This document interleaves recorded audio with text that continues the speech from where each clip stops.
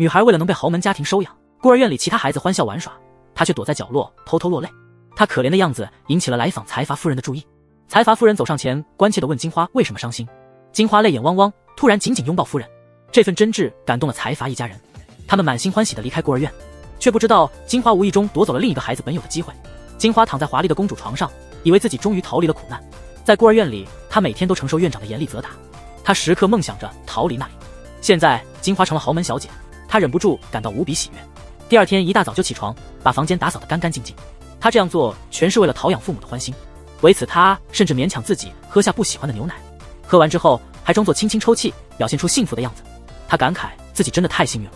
金花甚至觉得这一切如同梦境。她懂事的表现让养父非常心疼，养父安慰她说以后就把这个家当成自己的家。金花终于体验到了有父母宠爱的生活。然而好景不长，养母突然病倒，呕吐不止。没过多久，养母生下了一个小女儿。金花梦想中的幸福生活突然停止，养母将所有的爱都倾注在了妹妹身上。金花的呼唤变得无人问津，养母甚至考虑将金花送回孤儿院。幸亏养父及时阻止了这一切。金花为了不被送走，努力学习，希望能够讨回养母的喜爱。有一天，她考了满分，兴奋地向养母炫耀。可是由于开门声太大，惊醒了妹妹，养母立刻对她大声斥责。金花感到委屈，独自一人在房间里哭泣。时间飞逝，转眼5年过去，妹妹已经长成了一个可爱的小女孩。妹妹依仗父母的宠爱，对金花颐指气使。她威胁金花说，如果你陪我玩，我就不让妈妈打你。金花没办法，只能带着妹妹出去玩。金花心想，这个母亲实在太偏心了。妹妹贪玩，把烟花烧到了自己。然而母亲把一切责任都推到金花身上，仅仅因为金花是家中的养女。金花心里满是不平，想到没有妹妹的时候，父母对自己呵护备至，而现在母亲的全部爱都转移到了妹妹身上，越想越觉得心里不痛快。听同学们说火车站最为混乱无序，金花心中升起了一个可怕的念头。她带着妹妹来到人山人海的火车站，告诉妹妹在这里乖乖等着，自己去买点吃的，很快就回。说完，金花头也不回地走了开去。她误以为没有了妹妹，养父母会对她重新好起来。回家路上，她心里既害怕又不安，纠结万分。她还是放不下那个相伴5年的妹妹。当公交即将到站，她急忙叫司机停车。她跑回火车站，急切地寻找妹妹，但妹妹因为害怕，躲进了正在行驶的火车里，这让两姐妹错过了见面的机会。金花回到家，心里非常紧张，她担心父母发现是她丢失了妹妹，因此她躲进房间，假装自己在学习。可是她的双手不由自主地颤抖。事情已成定局，她只能坚决不承认。保姆来找妹妹，她尽力让自己的情绪平静下来，说自己一直待在房间里学习，没见过妹妹。直到深夜，金花仍在学习。第二天，父母出差回来，得知亲生女儿失踪了，妈妈心如刀割的哭泣，声音回荡在整个别墅。金花以为过些日子，妈妈找不到妹妹，就会重新对她好，却等来的是妈妈无休止的斥责。妈妈发誓，哪怕用尽一生也要找到妹妹。20年转瞬即逝，金花成为了著名的电视主持人，她有着极高的人气和观众缘，但在养母眼中，她只是领养的孤儿。妹妹的失踪成了养母心中的永远的痛。好在金花有一个富二代男友，两人已经谈婚论嫁。那天，男友世勋掏出戒指向金花求婚。正当金花以为自己要嫁入豪门，摆脱养母时，一个自称是亲生母亲的电话突然打了进来。刚被求婚的金花匆忙挂掉了电话，她非常担心，如果养母知道是她导致妹妹失踪，她就会失去现在的光鲜形象，还会失去这位财阀男友。金花心里极为慌乱，她只能先装作一切正常，强装镇定。但第二天上班时，又收到了一封邮递信件。她悄悄跑到天台查看信件内容，里面有2张照片和一封信。看到自己小时候的照片后，金花才相信那确实是她的亲生母亲。为了避开是非，她以出差为由，暗中按照信上地址找到了亲生母亲的家。见到亲生母亲，金花第一句话充满了怨恨：20多年才找我，是不是想用我丢妹妹的事来威胁我，让我给您封口费？金花看着病床上奄奄一息的母亲，心中五味杂陈，心里既有怨恨，也有警戒、思念和怜悯。亲生母亲伸出手，紧紧握住了金花的手，她声音虚弱，告诉金花送她去孤儿院的原因：她的丈夫突然失踪了，没有办法，她一个人无法养育金花，就把金花送到孤儿院，至少不会饿肚子。她原本想挣点钱，过了难关就把金花接回家，却偶然看到有钱人家要收养金花。她觉得金花跟有钱人过肯定比跟她过穷日子强，哪个母亲不希望自己孩子有个好未来？她一直暗中保护着金花，每天偷偷给她送牛奶，下雨天又给她送伞。她也目睹了金花把妹妹留在火车站的情景。那时候富贵夫人怀疑是金花丢了妹妹，否则为何一直没有绑匪联系他们？亲生母亲不忍心看金花被赶出家，就匿名给富豪家里寄了一封恐吓信。这封信让金花避免了被赶出家门的命运。信里警告富豪家不要再找妹妹，富豪一家只好暂时停止寻找妹妹，他们将所有注意力都放在培养金花上。亲生母亲越说越激动，她希望金花将来如果能再遇到妹妹，一定要好好对妹妹。金花不敢相信，情绪激动地抽回了手。为何连亲生母亲都偏爱妹妹？她还没来得及生气，亲生母亲说她会带着罪过离开，让金花好好生活。说完这些，亲生母亲就去世了。金花这才知道母亲有多爱她，泪水止不住地流了下来。但一切都已经回不去了。金花把母亲安葬好后，她伤心了整整1个月。她下定决心，如果妹妹再出现，她会毫不犹豫地再次将她推向深渊。不知道的是，妹妹正在公司门口发传单。原来妹妹走丢后被好心人送到了孤儿院，谁没想到这孤儿院的女孩如此勇敢，竟能追上小偷，让她吐出了偷来的东西。小偷索性认输，直接投降了。今天偷了金花的钱包，真是倒了大霉。金花不客气地收回自己的钱包，还把小偷的钱包也拿走了。这就是用对方的方法还击对方。小花得到钱包非常高兴，因为她是从孤儿院长大的孩子，生活依旧充满艰辛，日复一日只能靠发传单勉强维持生计。她有着别具一格的设计想法，但始终未能得到他人的认可。这一天，小花的密友胖妞兴高采烈地买了2张晚会门票，收到入场票的预订短信，两人开心地跳了起来。于是他们立刻前往了节目现场。小花好奇宝宝似的四处张望，不小心走进了一个化妆室，还没好好看看周围，化妆室的主人突然推门进来，发现桌上的项链不翼而飞，急忙喊来工作人员四处搜寻。他决定先去试衣间更换服装，没想到在试衣间里撞见了躲藏的小花，一眼就看到小花脖子上戴着项链，立刻断定小花是小偷。小花却只是为自己闯入化妆室道歉，他们不知道其实是失散多年的姐妹，这是20年分离后的首次相遇，两人都没能认出对方。小花更是想不起6岁前的记忆。小花气呼呼地离开了现场，没走多远就被一群保安紧追不舍，被四面八方的保安包围。但勇敢的小花并不害怕，张嘴就是一阵乱咬，很快挣脱了保安的包围。工作人员在另一头找回了失窃的项链，金花这才意识到误会了小花，自己的脸白白肿了一场。节目就要开始了，她只得硬着头皮带着肿脸上台。小花通过电视看到金花的肿脸后，感到非常自责，便去找金花解释自己的项链其实很廉价。她开玩笑说，像她这么穷怎么可能买真品。金花也因为误会小花而向她道歉。看着小花搞笑的扮猪脸，大家都笑了起来。金花觉得小花虽贫照样乐观向上，因此对她产生了浓厚的兴趣。得知小花是孤儿院出身，她邀请小花参加自己的节目，相信节目一定能帮小花找到亲生父母。但小花因喝醉酒，什么都没听见，一头栽在桌上，大醉如泥。几天后，小花决心不再发传单，改当起了导购。可是这家商场对导购员的要求出奇的高，得在限定时间里完成30多笔销售任务。幸亏小花腿脚利索，拉来了不少顾客，她的搭配技巧和设计感也都颇受好评。她终于成功达成了销售目标，这种超乎寻常的效率赢得了面试官的青睐。小花顺利通过了面试，拿到了工作邀约。她正欢天喜地准备回家，却意外瞥见一位酷似她初恋世勋的男子。美好的往事如潮水般涌上心头，那时的他们纯真无瑕，彼此钟情。后来有个家庭想要领养世勋，也想领养小花。院长找到小花，希望她去成为世勋的妹妹，但小花坚决拒绝了。在世勋追问下，小花才吐露了心声。她说，如果成了哥哥的妹妹，那她就不能成为哥哥的妻子了。听闻此言，世勋露出幸福的微笑。可他即将去首尔开始新生活，无法再继续陪伴在小花身边了。怀揣着不舍的情感，小花长大后也来到了首尔。现在她找到了一份好工作，已足够她在这座城市安家立业。就在她正在擦拭桌面时，门铃响了。出乎意料，来的是金花和她的母亲。20年未见的母女就这样面对面站着，母亲完全没认出眼前的小花是自己的女儿，只是觉得这个女孩有种说不出的熟悉，于是请小花成为自己的专属导购。逛完商场，金花先将养母送走，但金花光鲜亮丽的背后却隐藏着她对养母的委曲求全。养母要她推迟婚礼，直到失散20年的妹妹回家后才能举办。她强烈预感那个孩子就要出现了。金花不懂自己的婚礼为何要等妹妹，如果妹妹10年都不回来怎么办？10年后妹妹回来，你就10年后结婚。面对强势的养母，金花无力反驳。作为一个养女，她没有任何向养母撒娇的权利。养母对找回妹妹的执念早已根深蒂固。养母突如其来的决定，让金花开始害怕妹妹真的会出现，到时她是否还能留在这个家中？金花脸上的笑容转瞬即逝，面前的景象令她震惊。好友的腰上竟有和失散多年妹妹一样的疤痕，难道眼前这人真的是自己不喜欢的妹妹？金花急忙问小花她身上的疤是怎么来的，但小花记不清6岁之前发生的事了。可能是小时候洗澡不小心烫伤的。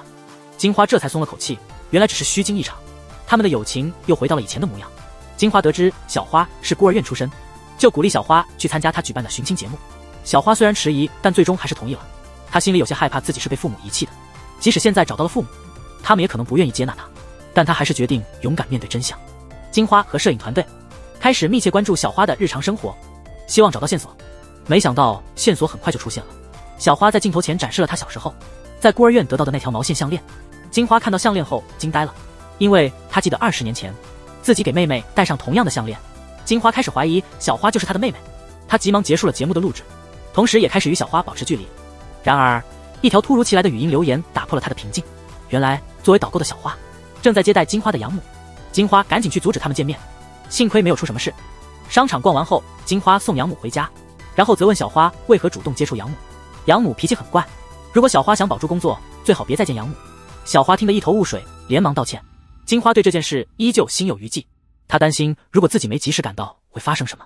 之后她心神不宁地回到了电视台，刚进办公室，同事就告诉她找到了小花的亲生父母。这对老夫妇正是当年给失散女儿制作毛线项链的人，现在他们打算开车从乡下来认亲。金花的脸上露出了喜悦的笑容，原来小花并不是她的妹妹，一切都是误会。她安排小花去做了抽血 DNA 测试，为将来和家人团聚做好准备。为了了解更多信息，同事们前往了孤儿院。从孤儿院得知小花曾经梦话中喊过智英或智贤的名字，于是猜测小花的本名可能就是智英或智贤。于是他便查起了自己进孤儿院前后期间的失踪儿童，其中有2个孩子名叫智英和智贤。金花一下子慌了神，不知所措，因为她的亲妹妹正叫智英。在资料中果然找到了妹妹的寻人启事，但她绝不能让电视台把这事播出去，一旦播出，小花跟妹妹的关系就会曝光，养母肯定会听到这消息。趁着同事们都走了，金花假装回办公室拿东西，悄悄地把妹妹的寻人启事撕成了碎片。当她正要把那些碎片塞进包里时，办公室的灯突然亮了起来。来取东西的同事发现了金花，疑惑地问她在撕些什么。金花毫不慌张，随口就撒了个谎，说我在撕我的辞职信，有家公司给我开出了好条件，想挖角我还是有些舍不得。这个刚启动的寻亲节目不忍看他夭折，怕同事们担心，所以赶紧撕毁，于是就趁黑撕掉了它。同事信以为真，被糊弄过去了，但包里的证据还需立刻销毁。金花匆忙将撕碎的寻人启事冲进了马桶，还好是他主持的寻亲节目能先知消息，不然他无法及时阻止小花与母亲相认。节目组第2天为小花又找来了可能是亲生的母亲和姐姐，那位妇人等不及 DNA 结果，就坚持要先见到小花。见面后，他们便开始交换各自的记忆密码，分享彼此记忆中最深刻的事。但是小花对他们的很多经历毫无记忆，只是在提到毛线项链时，3人同时泪眼婆娑。妇人由于过于激动而晕了过去。小花以为找到了亲生母亲，很有耐心地照顾她，为妇人揉着腿部，想着自己20年未曾对母亲尽孝，内心充满自责与悲伤，同时又是喜悦。然而 DNA 检测结果却清楚显示，他们之间不存在血缘关系。节目组白费力气搞了一场误会，金花的心情更是矛盾，因为小花记忆中的片段与自己妹妹极其相似。为了验证内心的推测，她故作亲昵地为养母梳头，悄悄获得了头发样本，并告诉小花那个妇人不是她的母，请求她再提供一些头发，以备后续 DNA 鉴定之用。小花对金花非常信任，二话不说就同意了。金花拿着2人的头发交给了医生进行 DNA 鉴定。这时候金花的养父母感觉妹妹即将归来的预感愈发强烈，他们赶到当地的警察局提交了新的寻人请求，希望借助现代先进的技术找到线索。金花得知这一切，极力劝说养父放弃调查。他认为20年前的案件不可能有新的发现，这只会让母亲重新陷入那些悲伤和痛苦的回忆。父亲觉得金花的话有一定的道理，但家里的事情都是妻子说了算，他不能单独做决定。有一次金花陪养母逛商场时，医生打来了电话，检测结果表明他们有 99% 的血缘关系。金花难以接受这个消息，她非常担心真相会被揭露，于是她躲进了厕所痛哭，释放了心中所有的压力和罪恶感。她把拿来的检测报告完全撕毁了，她必须全力以赴阻止小花和母亲相认，否则她将再次成为家中的外人。但人生总是充满戏剧性，有时候你不愿意的东西偏偏就会发生。那天百货公司举办了一场夏季时装秀，金花和一对富有夫妇以及一位知名主持人一起受邀参加，他们自然也去了那里。父亲看到小花时觉得很眼熟，母亲对她也有一种说不清的熟悉感。金花于是劝说小花去整形外科去除疤痕，表面上说是为了让她可以穿更多好看的衣服，其实是担心富有夫妇会认出小花腰上的疤痕，因为他们知道自己的女儿6岁时曾不慎被火烧伤。但小花并没有被骗，她说那块疤痕或许能帮她找到自己的父母，因此她决定把疤痕当作自己皮肤的一部分。看来这个计划不行，金花就极力撮合小花和自己的男性朋友小杜。小杜一直都喜欢小花，如果小花同意，他们就可以一起去小杜的老家生活。金花说那里经济很发达，为什么不考虑去那里发展呢？小花立刻拒绝了，她对小杜只有朋友之情，况且她暗恋了10年的初恋对象就在这里，她怎么可能离开呢？金花无奈只得放弃。转而去劝说养母不要再寻找妹妹了。她装出可怜的样子，提到自己小时候是从孤儿院来到这个家的情景，感觉自己像在做梦。你对我的所有好，我都记在心里，即使有了妹妹，你对我的打骂，我一点都不介意。养母眼角泛红，思念着还在外头流浪的女儿，决心要重启对妹妹失踪那天的调查。金花趁机构思了一个新计策，凭借着对养母之前的真情流露赢得了信任，谎称上班顺路，可以帮忙提交妹妹资料，却故意把资料丢在车后备箱里不理会。当导购员上门送衣服时，他对这豪华别墅的一切感到异常熟悉，就像自己曾在这里生活过一样，连佣人都忘了放东西的地方，小花却能一下子找到。小花脑海中涌现出头疼的感觉，回忆起和姐姐的生活点滴，跟着记忆中的感觉来到自己的房间，在衣柜里找到了那件最熟悉的小鸡图案衣服。她相信这里就是自己的家，却又怀疑记忆中的片段是否真实。沉思间，家里的女主人匆匆赶来，责怪小花没礼貌，擅闯私人空间。原以为穷家女孩很善良，却不料她竟想偷窃，随即把她赶出了房间。小花震惊至极，瘫坐在楼梯上，脑海一片混乱，无法迅速恢复过来。女主人误会她工作时喝醉了，认为是喝酒后才会在送衣服时胡闹，冷漠地宣称要投诉小花，抱怨她工作态度差，对客户极不尊重。小花急切想要解释，想要认出自己的母亲，可家主人却不听解释，让她立刻离开。吓得小花只得先行离去。她在商场工作时心绪难平，突然感到头晕目眩，身体不稳，撞到了货架，被货架上的箱子砸中，当场昏厥。这场意外却让她想起了6岁前的记忆。小花决定要把这个发现告诉暗恋已久的人，撑着虚弱的身体走向商场经理的办公室，谁知道刚到门口就晕了过去。好心的世勋赶紧把他扶到沙发上休息，没想到他们竟然会在这里重逢，但暂时还无法继续上一段未了的情。金花见状极度心急，责骂世勋是个到处留情的花心男。小花才明白，他暗恋多年的人已经有女朋友了，自己只不过是多余的，于是黯然离开那个尴尬的办公室。为了搞清楚自己是否真的是那个富豪家的遗失女儿，他开始查询有关富豪家过去丢失女儿的消息。了解的越多，小花的记忆也愈发清晰。她带着礼物去找富豪夫人，希望能认亲。富豪夫人听了之后只是不屑一顾，她从未听说过此类事情，觉得小花不过是想攀高枝，为了成为她女儿不惜放弃自尊，编造故事。富豪夫人斥责小花无耻，让她带着礼物快走。小花弯腰拿起礼物时，露出了腰间的烧伤疤痕。富豪夫人一看之下震惊不已，她的小女儿6岁时真的曾被烟花烧伤，外人不应该知道这事。小花的表现太逼真了，但她想这可能只是巧合。小花没有赢得亲生母亲的信任，只能悲伤地走开，找了个无人之处痛哭。然后她找到了富豪的大女儿金花，直呼她为姐姐。金花虽然尽力保持镇定，却开玩笑说小花真会说笑。她的笑容掩饰着内心的不安，但紧握的双拳已经泄露了真实感受。天真的小花一无所知，为了证明自己的身份，不停地回忆起和姐姐的往事。金花的心里像被针扎一样难受，拳头握得更紧了。她不敢相信小花记得这么多，现在她必须阻止妹妹与母亲相认。金花的眼神闪烁，心虚地否认了那些记忆，还说那些是小花的梦，假装地记忆。小花不敢相信，梦怎会有这么强烈的真实感？她以为姐姐忘了童年的事，因此恳求金花让她跟母亲见面，冷静地把事情讲清楚，不要一开始就认定她在撒谎。金花无法直接拒绝，只得假装答应，但回家后却没向养母提起这事，反而告诫养母不要被骗，因为最近许多人假冒身份，他们常装作别人家失散多年的孩子。母亲深恶痛绝，斥责这些人下地狱去吧。小花等不及母亲的消息，决定亲自行动。她鼓足勇气，直接去别墅找母亲，但金花却阻挠。她在母亲注意到之前就切断了视频门铃，并在门外对小花谎称母亲不在家，还告诉她以后别来了。小花听了，只能很无奈，只得心碎地离开。小花从未想到是金花在背后搞鬼，一个男人的出现却打乱了金花的计划。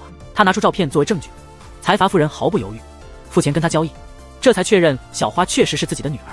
她立刻给小花打电话，两人倾诉衷肠，真相大白。晚上，财阀夫人拿着照片问责金花，她提到金花带着妹妹去火车站的事情，一个摄影师拍下了她们的身影，并发布到了网上。母亲拿着照片质问金花，问她为何小时候带妹妹去火车站却没告诉过，为何自己回来却没有带妹妹。金花面对确凿的证据一时语塞，在母亲的追问下，她焦虑万分，紧张的辩解说这些都是捏造的，她的心虚和害怕全写在脸上，想逃回房间。母亲紧追不舍，金花急忙摆脱她，没想到母亲失去平衡摔下楼梯。小花恰好进门目睹了这一幕。妈！金花听到小花的叫声，瞪大了眼睛，似乎所有人都明白了小花的身份。两姐妹急忙把母亲送往医院，但内心各有所思。小花紧握母亲的手，哭泣不已，祈求母亲平安，也懊悔自己没有早点回家。金花则面无表情，她一直嫉妒母亲和小花的亲近，因为会让她变得像个局外人，心里如火焚。她对小花大声斥责，然后借口打扰母亲休息，让她离开病房。当男友世勋问起，她只说母亲不小心从楼梯上摔下来了，把责任全推开。她撒的谎言越来越多了，万一母亲醒了，那可就麻烦大了。医生说是弥漫性轴索损伤，很严重，可能1-2天内醒，也可能永远都不会醒。金花暗自希望母亲永远都不要醒来。为了防止小花唤醒母亲，她在病房外安排了保镖挡住小花。可小花每天都坚持来，就像顽强的小强。最后，坚持和努力终于得到了回报。她抓住了保镖不在岗位的机会。小花在母亲耳边讲以前的趣事，唱着儿时最爱的歌。不一会儿，母亲真的有了点反应，她立刻跑去叫医生来检查。这时候，金花冲进来，把小花带出病房，怒斥她干扰母亲休息，甚至蔑视小花，说她不配在这里。两人在医院大厅焦急等消息。金花祈祷母亲永远不要醒来，但护士说母亲醒了。两人急忙跑到病房，没想到母亲态度大变，笑着对金花说想她，却对哭泣的小花感到陌生。金花见唯一得知真相的母亲记忆出现了问题，便以小花是个外人为由，让保镖把小花赶出去。小花坐在地上无助，金花得意的像赢家一样。小花失去了一切支持，让真相就这样消失在时间里吧。回家后，母亲对金花态度好多了，和以前相比好的太多了，不再责骂，只有温柔的抚摸。金花有点不习惯，想如果以前母亲也这样对她就好了，她就不会把强母爱的小花丢在火车站。但一切都太晚了，被赶出病房的小花泪流满面，不明白金花为何不承认她这个妹妹。这时，一个男人找上门来，说知道金花姐妹的所有事，只要有等价交换，就会告诉小花一切。这男人和金花以前是孤儿院的同伴，本来财阀夫人要领养她，却因金花的哭戏被领走，所以他一直在收集金花的黑料，就为了有朝一日能摧毁金花。小花急切的想知道真相，但她比那男人还穷，她急切到直接一把抓住男人的衣领，全力以赴。为了不被情绪失控的小花误伤，男人只好吐露了全部真相。他掏出了那张证据照片，是金花带小花到火车站的，告诉小花是她姐姐有意留她在那里，只为了霸占她在家中的位置。金花这个人真是心机深沉。小花得知真相，震惊到难以置信，但内心深处她开始相信这一切。平复情绪后，小花约见了金花，追问她当年为何带自己去火车站，为什么叫她留在那儿不动，为何从未向父母提起这事。光彩照人的金花，她怎会承认自己的所作所为，反驳说自己根本没去过火车站，出行都是开车或者乘飞机，说自己连火车站长啥样都不知道。这些荒谬的话，小花再也不会上当。原本是想给姐姐改错的机会，可金花似乎并不觉得自己有何过错，没有一点悔改的意思。那么小花也就不必因为姐妹情分手软，不必对她手下留情了。回家的小花仿佛变了一个人，愤怒地坐在镜前，发誓要夺取金花所有的一切，无论是未婚夫还是作为主持人的地位，要让金花付出沉重的代价。她首先要夺走金花的未婚夫世勋，毕竟小花和世勋从小就在孤儿院相识，两人曾有过一见钟情的情感。如果能得到世勋，那将是杀两只鸟的一弹。她开始在工作和生活上纠缠世勋，然后假装不经意间露出可怜兮兮的神情，提起自己是孤儿的事实。唯一的线索就是那张火车站的照片。世勋果然无法抗拒这样的情绪攻势，他于是找到未婚妻金花，提起了火车站的那张照片，请求让小花再上一次寻亲节目。金花生气地责备世勋多管闲事，他的节目不是随便什么人都能上的。世勋无话可说，只好作罢。而小花还没有消气，她找到了金花的同事，说她知道一个真实的故事，这故事可以作为制作节目的绝佳素材。热衷编写舞台剧的同事闻言立刻来了兴趣，他认真地掏出笔记本，开始记录要点，不久便完成了一份精彩的剧本。小花希望这部舞台剧能够进入公众视野，好让她的复仇计划得以启动。她随后找到了一位好心的会长赞助演出，那位乐于助人的会长二话不说就答应了。小花决心要把握住这个机会，亲自出演剧中的女主角。她不断锻炼身体，学习如何正确念台词，最终她的辛勤付出得到了回报。金花的同事邀请她去观看演出，对剧情一无所知的金花只是想去支持编剧的同事，但舞台剧的情节让她震惊的失去了色彩，甚至感到难以呼吸。舞台上的画面和20年前她遗弃妹妹的场景如出一辙，现场演员的一声声呼唤姐姐让她呼吸急促，无法再做事。她吓得匆忙逃离了剧场。她万万没想到平日温顺的妹妹竟然开始了针对自己的复仇。她愈发愤怒，捂着胸口久久不能平息。不久，金花的未婚夫找到她，邀请她继续观看剧目。金花一进剧场就见到小花登台，饰演的正是剧中长大后的妹妹。第一幕戏剧在此落下帷幕。金花对黑化后的小花感到深深的恐惧，她急忙询问撰写剧本的同事，剧中的姐姐结局如何？听后，金花觉得毛骨悚然，她绝不允许这种不祥的剧情继续上演，因此她花重金让人把票全买光，以使小花的剧场只剩几个散座的观众。她以为这场闹剧很快就会结束，没想到小花选择了强硬反击。金花虽有钱，但小花有人气高涨的赞助商，那位地中海财团的会长宛如活动广告，吸引了无数观众，让剧场座无虚席。从此，小花的演技获得了众人的一致称赞，她迅速在网络上爆红，成为了一个新星。电视台抓住这一热点，邀请小花上节目，节目主持人正是金花。心虚的金花急忙拒绝，但她的权力有限，在众人的压力下，她不得不和小花出现在同一个节目中。身为著名主持人的金花，只能试图不提问小花，故意忽略她的提问环节。但节目上不止主持人能提问，既然没人问，我就自己来。小花不屑地对金花说：“我发现你的气质真是与众不同，天生的演技派，长得和舞台剧里的姐姐简直一模一样。不如你来演那个角色，我们来重现剧里的一幕。”金花心知肚明这是小花设的圈套，她尴尬地说自己没受过专业培训，怎么配合你对戏呢？但小花根本不让她找借口，立刻鼓掌假装鼓励她，观众们也跟着起哄鼓掌。金花在这种局面下不得不硬着头皮上，只能勉为其难地念稿子。面对小花每一句犀利的嘲讽，金花手里抓着稿子都开始发抖。节目还在录制中，她作为主持人不能丢脸，于是忍住心里的怒火。节目一结束就找到小花，给了她一个响亮的耳光。没想到这一幕正好被后台的工作人员录下。不满金花的同事，因为金花是个大牌主持人，这段打人视频一上网，就立刻引发了公众的热议，还被网友做成了恶搞视频。就在金花以为自己洗不白时，小花站出来对着媒体，谎称是在后台排练剧本，才导致了误会，并非像网上说的金花因嫉妒新人而动手。金花旁边却没一点感激，毕竟现在的小花已经变了。金花知道小花心里没什么好东西。媒体把这段解释视频传上网后，网民纷纷称赞小花是天使，大家都以为是小花为了维护金花的面子才帮她解围。小花的计划就这样成功了，她轻而易举地被邀请做新的主持人，和金花的同事一起主持节目。但金花一听到这消息，立刻去找节目负责人，要求换掉小花。对金花这位大牌主持人，节目负责人通常是有求必应，毕竟金花为公司赚了不少，这点小要求算不了什么。于是小花还没开始主持工作就被挡在了门外，但她早料到金花会来捣乱，所以找到金花开始了心理攻势。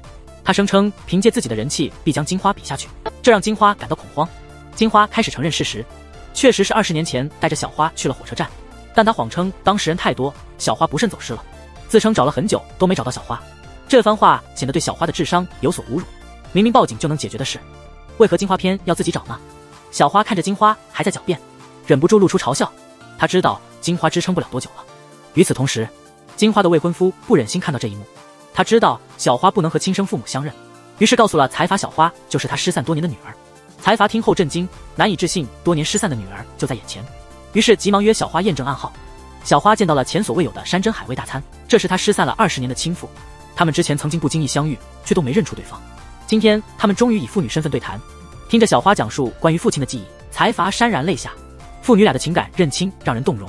小花决定将她心中的秘密吐露，她告诉父亲，她的姐姐金花年前无情地将她遗弃在火车站，现在的金花连个认错都不肯，更别提认她这个妹妹了。她甚至还阻止她和母亲相认。她透露母亲失忆都是因为金花将她推下楼梯所致。小花打算让金花为她所做的付出代价。父亲听后沉默不语，回到家中默默地喝酒。他一方面对小花心怀愧疚，让她在外流离失所20多年，另一方面也对金花愧疚，认为自己小时候没给予她足够的爱。2个女儿都是她的宝贝，她不愿看到姐妹俩相互伤害，也不想让这个本该享受团聚的家再次陷入纷争。金花发现父亲情绪低落，赶紧问他出了什么事。他以为父亲会像平常一样带着微笑安慰他说没事儿，他万万没想到父亲竟对他大发雷霆，命令他别管闲事，赶紧去睡觉。这让金花吓得魂不守舍，她强烈感受到父亲的态度变得和母亲一样冷淡。明明以前父亲从不嫌弃她是领养的，在家里总是替她说好话。感到事情不妙的金花找来挚友小杜一起借酒浇愁，试图用酒精来麻痹自己慌乱的心情。小杜安慰了她许多，又背着她回了家。在小杜的细心照料下，金花心里已经把未婚夫忘到了九霄云外。她一把抓住小杜的手臂，上演了一出浪漫戏码。不曾想这一幕全被未婚夫目睹，她气得脸色发绿。她实在想不通，自己身为财阀，竟不如一个小混混。金花这次回家如履薄冰，父亲似乎变了一个人，还好失忆的母亲还在对她倾注爱意。然而好日子没过多久，母亲的态度也开始变得古怪。有一天，金花在挂新买的画，母亲突然好奇她腰上的伤疤为何不见了，还问她是否做了祛疤手术。原来母亲一直将她错认为妹妹，这才会失忆后对她这么好。但现在母亲已经开始记起了伤疤的事，似乎她的记忆在逐步恢复。接下来的几天里，她开始头痛欲裂，脑海中总是浮现出小花这个名字，每当走到楼梯边就控制不住地感到害怕，记忆中都是金花推她下楼的场面。母亲终于想起了一切，她的眼神也从恐惧转为愤怒。无知情的金花晚上回家，看到母亲泪流满面的看着妹妹的舞台剧，金花心里不由得一惊。难道母亲已经知道了一切？但母亲却平静地告诉她先上楼休息。接着，母亲拿着一桶水，愤怒地冲进金花的房间，将睡在床上的金花浇得狼狈不堪。本想给她一个主动认错的机会，谁知金花不仅不承认过错，反而舒舒服服去了睡觉。母亲再也无法原谅这个恶毒的养女金花了，竟然抛弃了她唯一的亲生女儿，还抢走了原本属于亲生女儿的一切。金花清楚母亲已经了解了全部真相，任何辩解都已无济于事，她只能装出可怜，不停地流泪，谎称自己未曾照顾好妹妹，并真心道歉，恳求母亲能够原谅自己。家里的吵闹声把爸爸吵醒了，他急忙出来劝妈妈不要再吵了。他虽然知道了事情的真相，但觉得责任不全在金花，问题的根源是他们父母偏爱妹妹，这才让金花心生歪念。可妈妈就是不觉得有啥错，依旧把金花赶出了家门。然后他给小花打了个电话，告诉她自己记忆恢复了。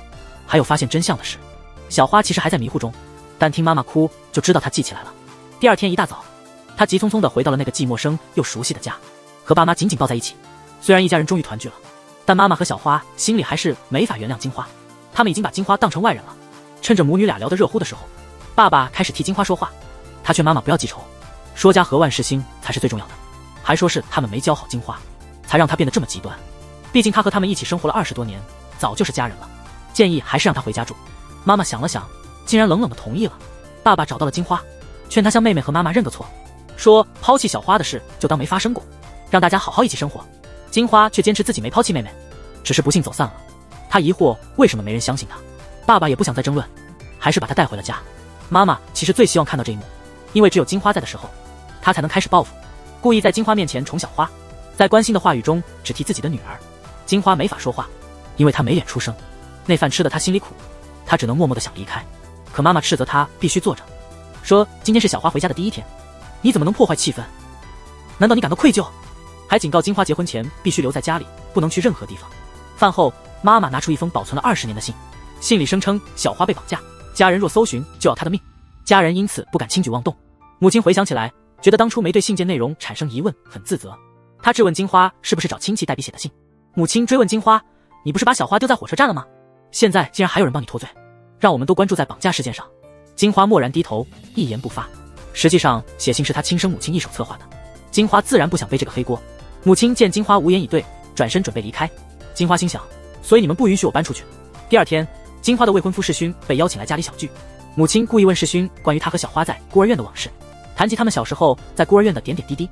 他们小时候在孤儿院相识，悄悄萌生情愫，后来世勋被领养，两人就此失联。金花听着这些往事，心如针刺，她自尊心强，无法忍受，她不愿成为未婚夫心中的替代品，于是叫世勋到房间里单独谈话。金花指责世勋，说是他告诉财阀小花是他女儿，造成了现在这局面。他问世勋是否还爱着小花，只是把她当成替身。如果他一直和小花保持联系，还会爱上她吗？世勋坦言，如果早遇到小花，可能会爱上她，但现在他只会和金花结婚，甚至想提前举行婚礼。金花对世勋的深情有些不敢置信。外头的小花听到这话，瞪大了眼睛。小花一直憧憬着和初恋世勋的重逢，本以为能重续前缘，却没想到世勋选了他姐姐，而不是他。匆匆来到金花的房间，他质问世勋，明知道自己爱的是小杜，为何还要纠缠在世勋身边？母亲在门外偷听，清楚地听到了两姐妹的争吵。为了抢人，两姐妹开始大打出手。母亲没有出面干预，而是继续偷听。母亲趁机找到世勋，暗示金花爱的不是他，其实是另一个男人。世勋开始对一切产生怀疑，他本想将这秘密藏在心底，没想到现在会有更多人知道这些事情，不断提醒自己，似乎戴了绿帽子。金花和世勋选婚礼场地时，两人终于提了这件事。世勋说无论真相如何，他都会如约结婚。这时金花才明白，世勋接受他并不是因为深爱，而是责任感驱使。于是他们继续挑选婚礼场地，他们约定了婚期就匆匆结婚。金花心中充满愤怒，她以为世勋不爱自己，闹着要取消婚约，这样的结局正是母亲所期待的，并不是为了给亲生女儿小花腾出位置，而是想对养女金花报复。如果不是金花年前故意把小花丢在火车站，家里也不会变成现在这样风雨飘摇。犯了错就得承担后果。母亲想要把爱金花的人都赶走，让她体验失去一切和无幸福可言的生活。一家人在硝烟味浓重的饭桌上用晚餐。金花的电视台同事不请自到，他们打算拍摄金花这位著名主持人的一天。小花感到措手不及，她还没想好如何解释自己找到亲生父母的事，是揭露真相让姐姐身陷囹圄，还是选择隐瞒？而母亲却毫不犹豫地打开了大门。金花想要阻止，但反应慢了一步。小花见状，赶紧躲进了自己房间。电视台的人目光如炬，什么都瞒不过去。他们发现饭桌上竟然多放了一副碗筷。金花赶紧撒谎说是她大嫂来吃饭，刚好离开了。说完，她急忙打量母亲的脸色。母亲报以一个看你怎么演的微笑。为了保全自己的面子，母亲在镜头前配合金花，假装一对和谐幸福的母女。两人的演技确实不同凡响，连摄制组的人看了都羡慕不已。但组长心中有个疑问，拍摄了这么久，竟然没看到金花小时候的照片。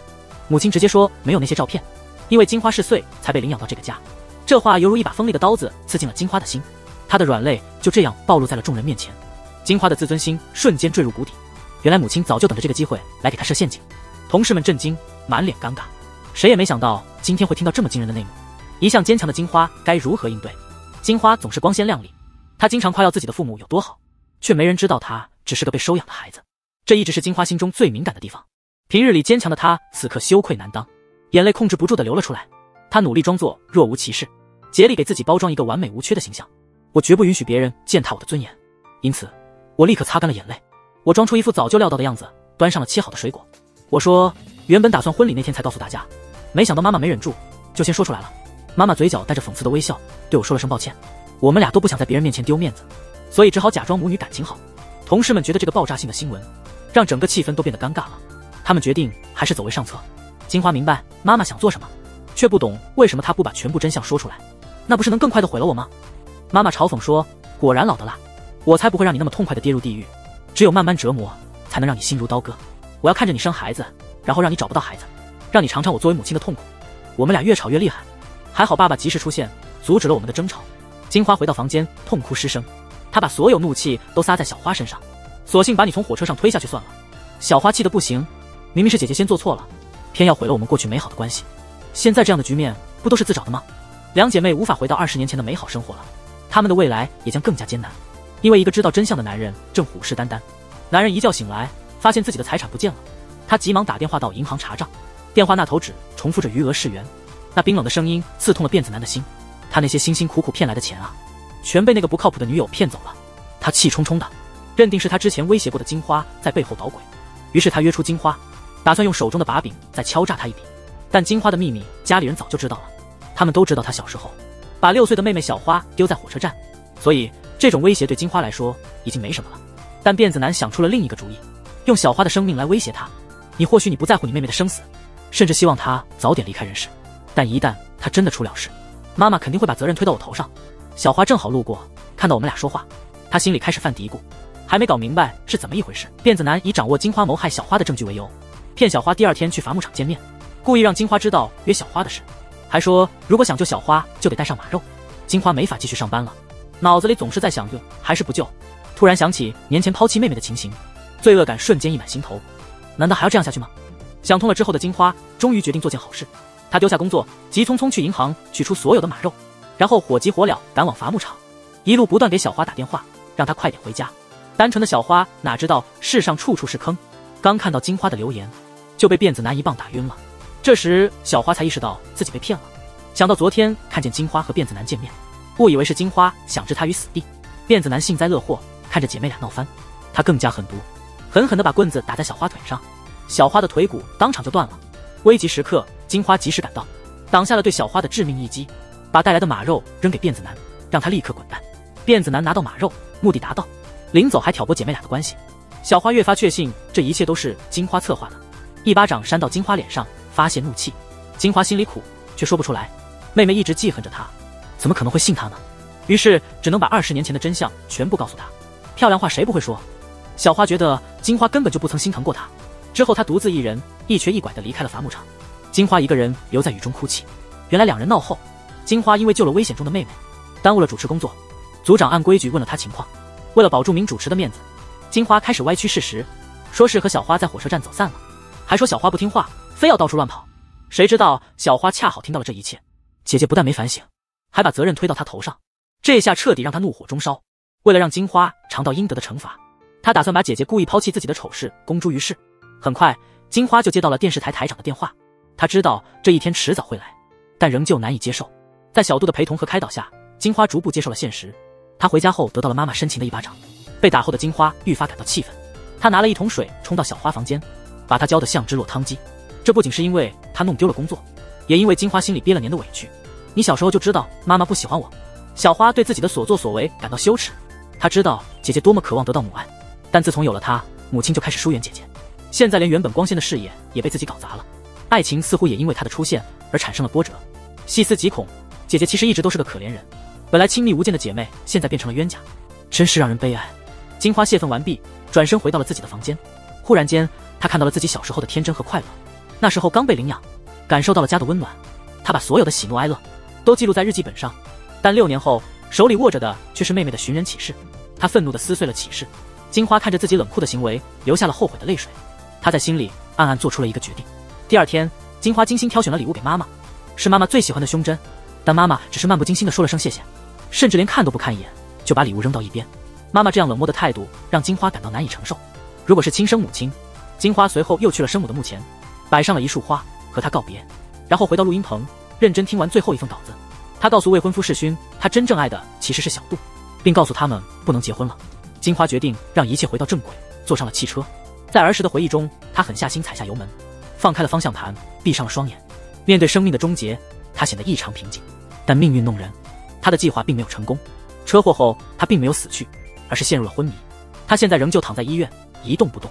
亲朋好友都抛开前嫌来医院探望，只有她妈妈冷嘲热讽地说：“为了演戏，金花对自己真够狠的。”这话让人听了背后发寒。爸爸劝她说：“金花肯定意识到错误了，这次车祸是她在弥补以前的过错。你毕竟养了她20多年，不如去医院看看。”妈妈的心逐渐软化了些，但嘴硬不肯承认。爸爸只好一个人先去了医院。